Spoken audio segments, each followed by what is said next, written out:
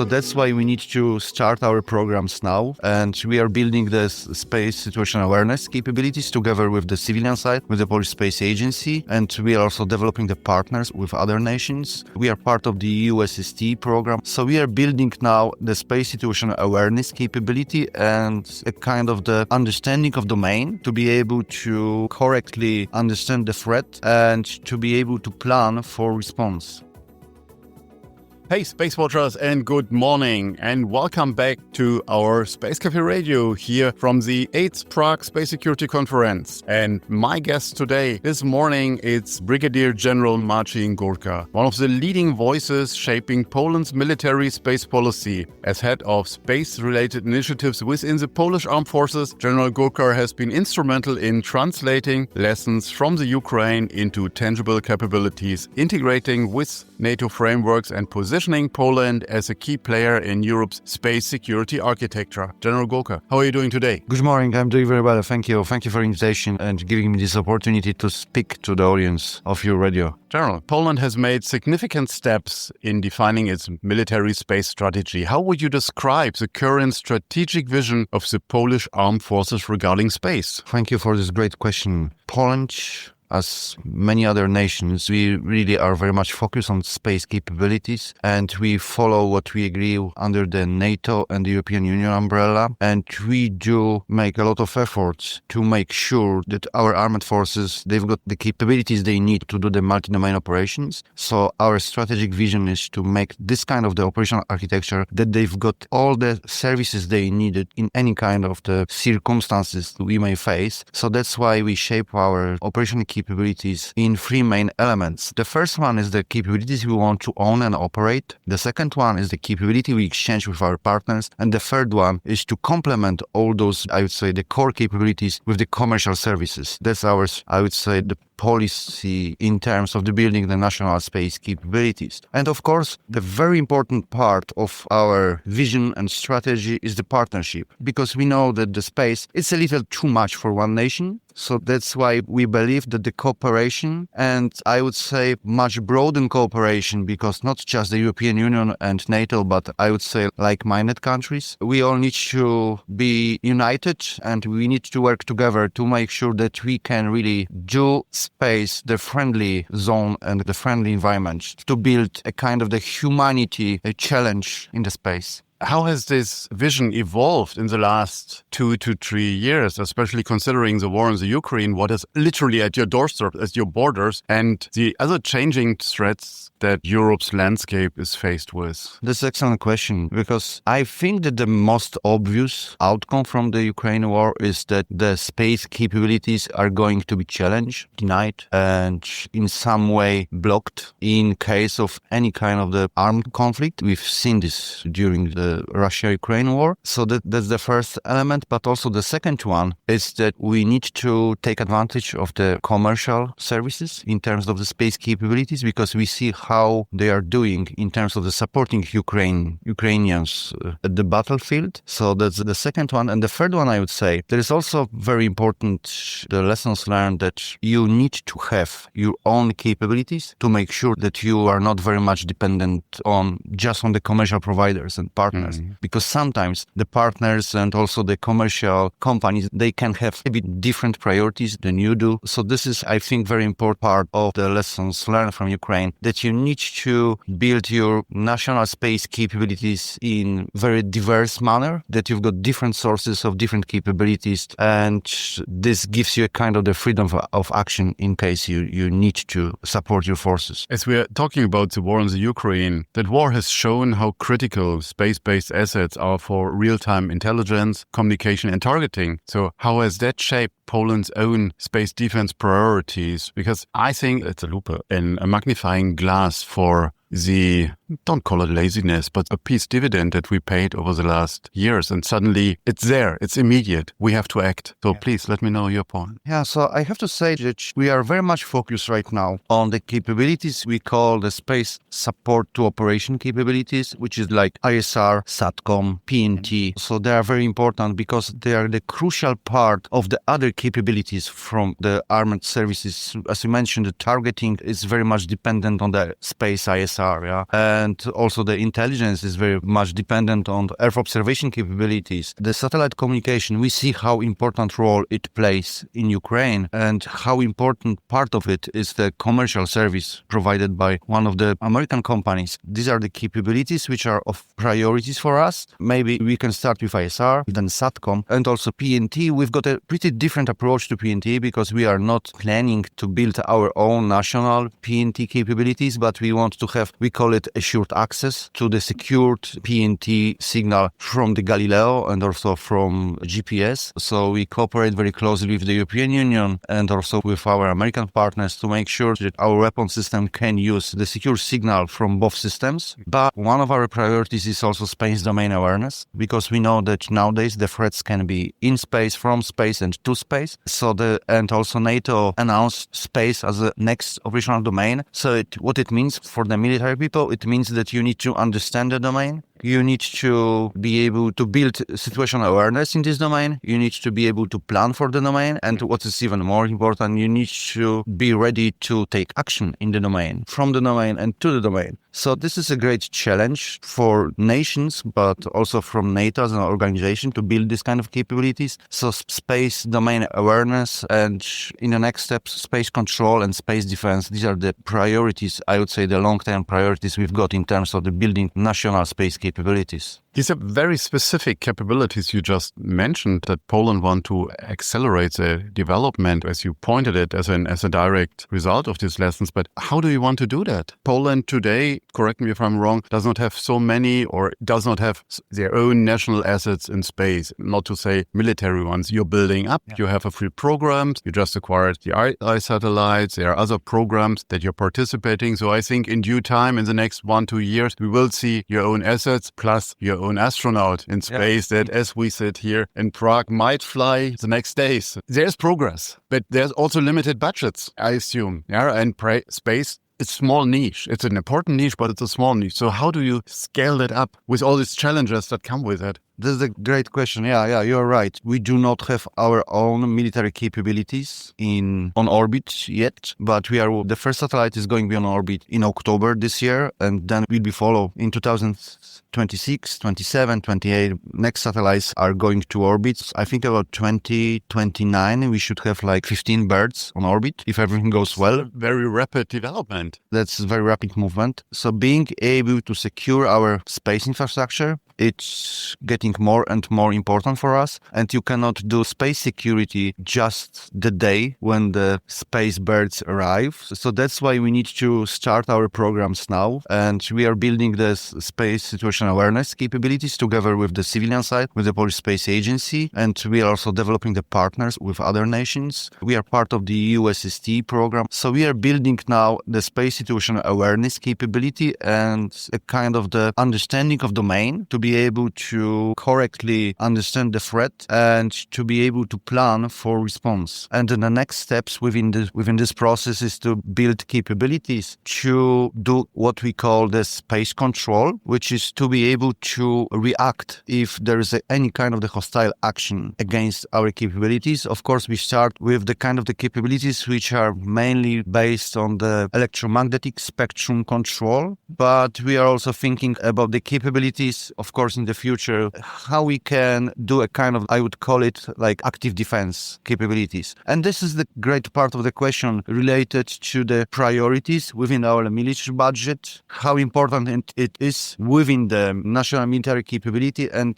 how big the budget could be to support this kind of the requirements. This is, of course, the part of the discussion we've got. We are not different than other nations and other military organizations. So we need to convince the decision makers that this is important and this can really influence our defense capabilities, overall defense capabilities. Yeah. So we are in the middle of this discussion now, I have to say. Interesting that you mention it, because as you said, an asset in space is just a part of the equation. It is the training, it's the ground station equipment, it is the operational center. Are you planning to have a space command in the armed forces, or is it in part? So what are the plans you're looking into? So we do not have our national space assets, but we've been using the space services data products for 40 years. So we've got very well developed, I would say, the user segment and also the ground segment especially in terms of the Earth observation and the SATCOM capabilities. And now we are complementing this with the typical ground segment related to the space segment, which we are now acquiring and building these capabilities. So nowadays we cannot do it like we used to do it in a kind of the style where communities of interest like the intelligence guys or the signal guys, they were operating the access to the space assets, which were mainly commercial. So now we are building this community of interest in terms of the space assets and the security of space assets. And what we are doing, we just established last year the National Space Operations Center and Space Support Center, which is part of our Geospatial Intelligence and Satellite Services Agency, because we decided to accommodate the space community of interest within our Geospatial Intelligence Service, because this is where we've got the space guys and the space human capital. I was about to ask how hard it is in Poland to find people for the space, the military space part, because I had a conversation with General Traut from Germany that they built up their space command rapidly, and he said, we don't have a problem to find people. They are so interested from the military side to change or also from the outside. So space still has the sexiness factor?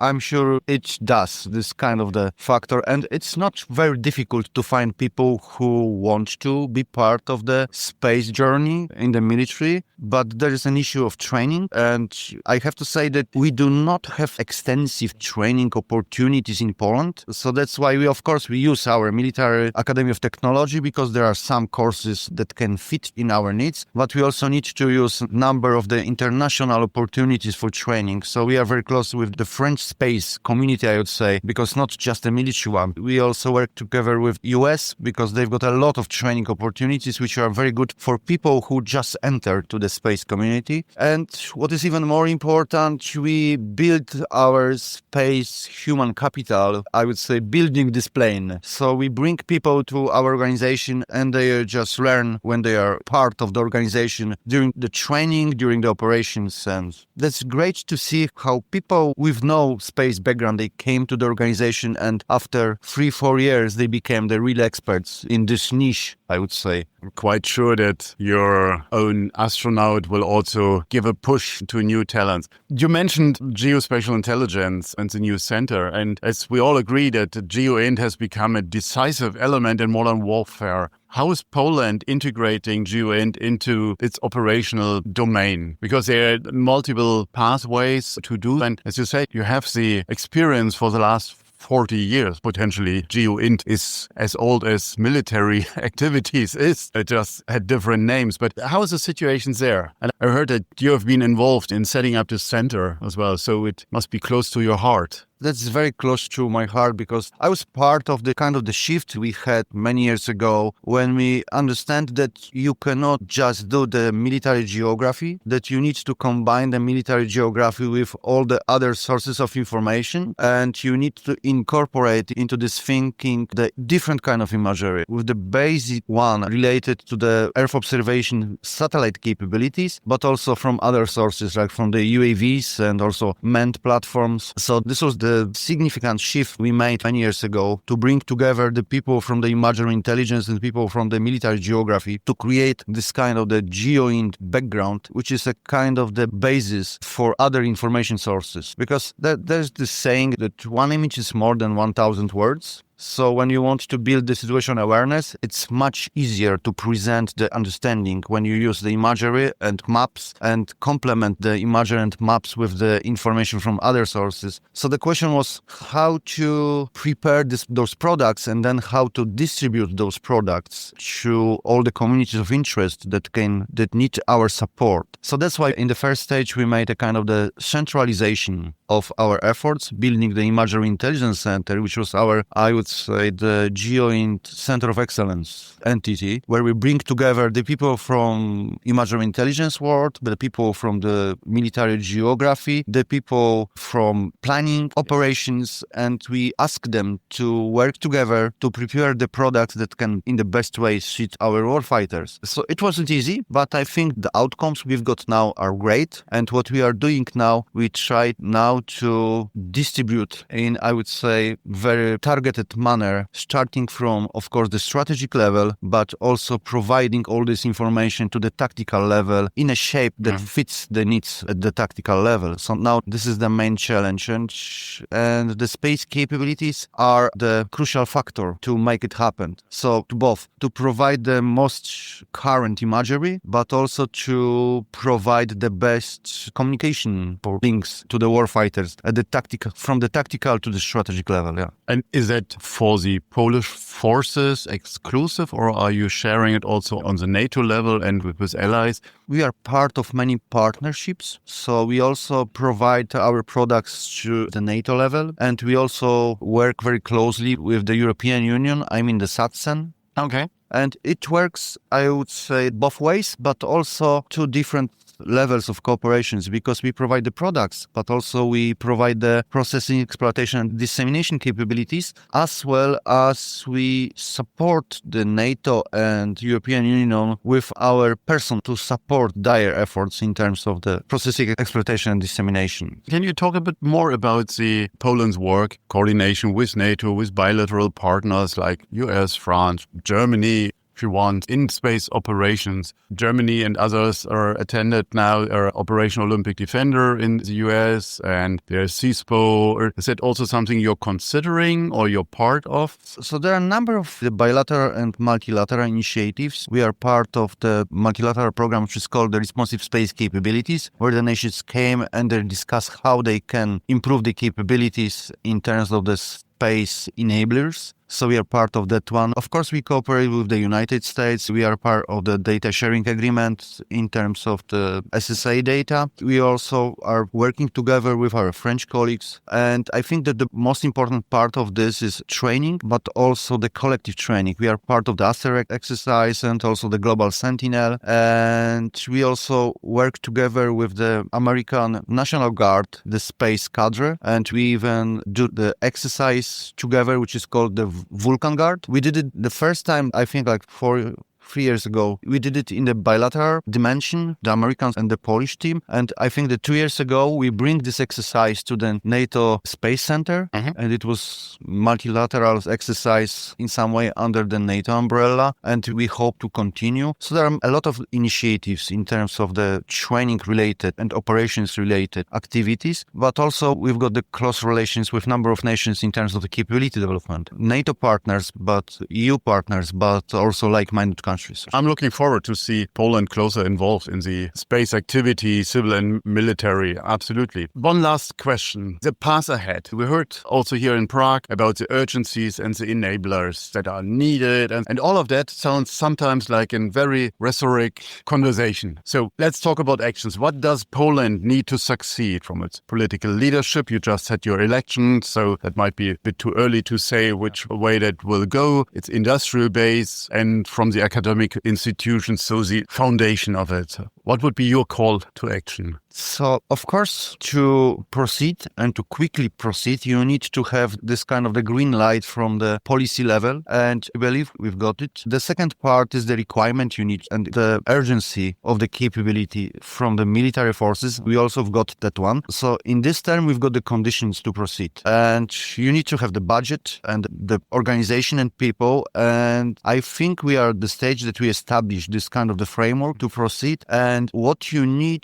to speed up, it's the innovative approach to the building capabilities. And this includes what you just mentioned, so industrial base, which includes, of course, the industry and academia. And you also need the procedures that can in some way implement what we see in the Ukraine, that they innovate like they fight, and using the incremental approach, they proceed very quickly, and in some way they accept that they've got the capabilities good enough, not the perfect one, so they can improve very quickly in this iterative way. And this is something we should be able to implement even during the peacetime. You don't have to wait for war to implement this kind of approach. And I think this is what we should be focused now, just to a little bit change our procurement processes, be open to this open innovation world, to be able to change the way we think now about the capability building and go away from the typical research, development and acquisition processes to more horizon scanning, finding the solutions, adapt the solution to the military needs and implement them in a very quick manner. I hear you, and this good enough that hits my German soul. So that's something we have to learn to adapt, that good is good enough and it does not have to be perfect. General Górka, thank you very much for your time and for your insights. I wish you and the people in Poland all the best. Thank you very much. Thank you so much. It was my pleasure to talk with you. Thank you. And if you have further questions, reach out to us at radio@SpaceWatch.Global. If you like these or other episodes of Space Café Radio, leave us a rating on your preferred podcast platform. It is the currency of today.